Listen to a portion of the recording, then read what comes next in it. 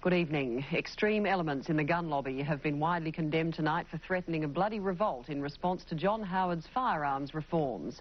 At a meeting in North Queensland, shooters also claim the new laws are a homosexual conspiracy. And tonight, confirmation in the Queensland Parliament that there have been death threats to the Police Minister Russell Cooper.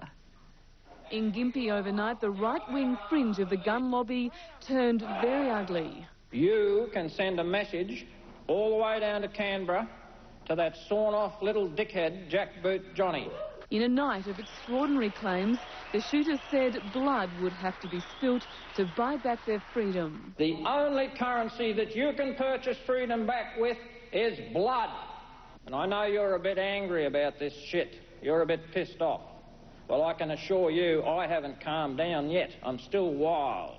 John Howard's firearm crackdown was also blamed on homosexuals, with claims they've taken over governments and that shooters need to get rid of the homosexual Gestapo. There's been widespread condemnation from all sides of politics. The views being expressed publicly are very disappointing. No, I simply don't support it. And gun control groups have warned it was similar sentiments which led to the Waco massacre and the Oklahoma City bombing in America. It's extraordinary to me that just 2 weeks after that horrible massacre in Port Arthur, these type of people can be roaming around the country calling for the spilling of more blood. The Queensland government is tonight under extreme pressure as some cabinet ministers waver on the gun issue, and 2 National Party MPs have received death threats. Unfortunately, to be expected.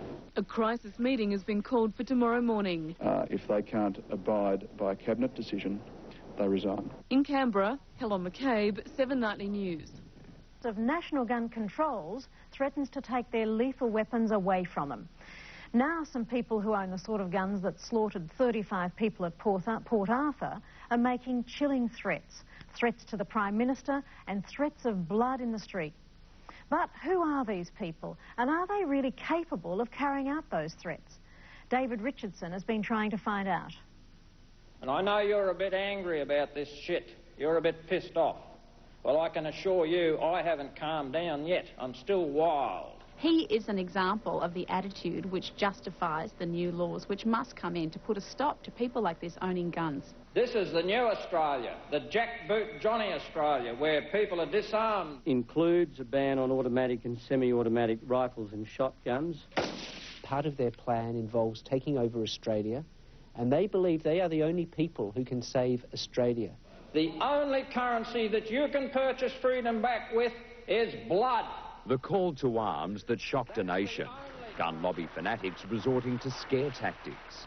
You can send a message all the way down to Canberra to that sawn-off little dickhead Jackboot Johnny.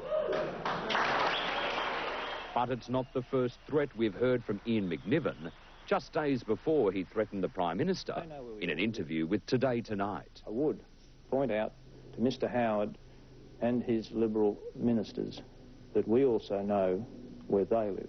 It's illegal in any state of Australia to have a gun for the... Rebecca Peters from the Coalition for Gun Control took McNiven on in a Today Tonight debate, but was not prepared for this off-air aside. To Rebecca Peters and Ian McNiven, thank you.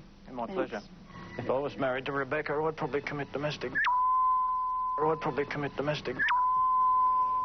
Well, perhaps you could finish that. What did he say? He said, if I was married to Rebecca, I'd probably commit domestic violence too. How did you react to that? I was shocked. On the one hand, I think he's obviously an utter crackpot who shouldn't be taken seriously. On the other hand, it's shocking to hear someone talking about committing violence against me personally.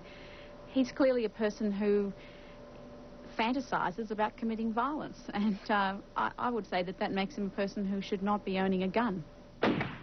And now the so-called Bush Rebellion has seen threats levelled at Queensland's Premier and some ministers. Obviously, it is known that there have been threats to the Police Minister and to Mr Healy.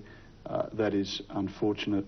It is sad that Australia is reaching that stage.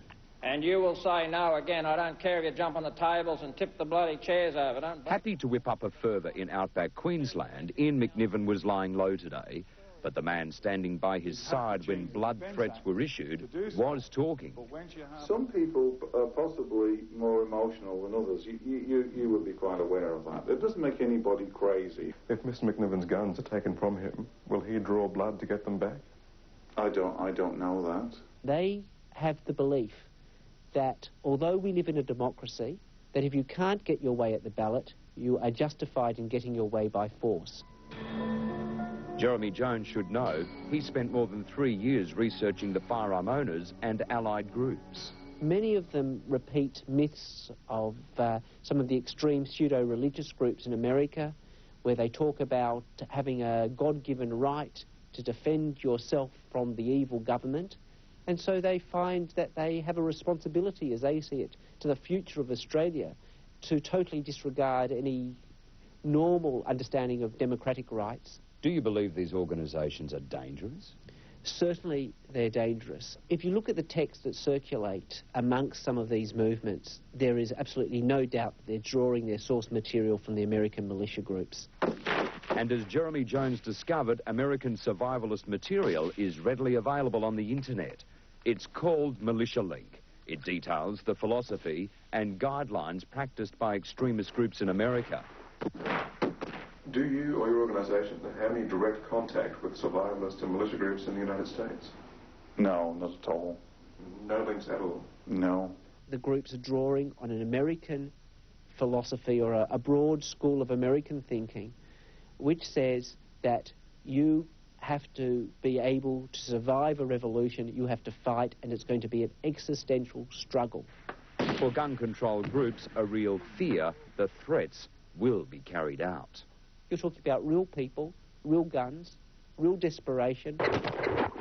When you threaten violence against particular individuals in the community, you should not own a gun, not in the future, and certainly not now. Their guns should be removed immediately.